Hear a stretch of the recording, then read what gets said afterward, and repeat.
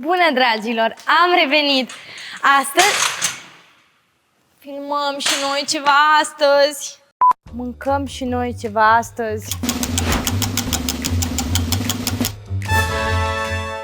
Ai ales super bine astăzi, roată. Facem un fan favorite. Într-un bol punem făină, condimente și 200 de mililitri de bere blondă. După ce omogenizăm compoziția, pregătim de scufundare măslinele verzi umplute cu cocoșari. Le rostocolim prin pesmet panko.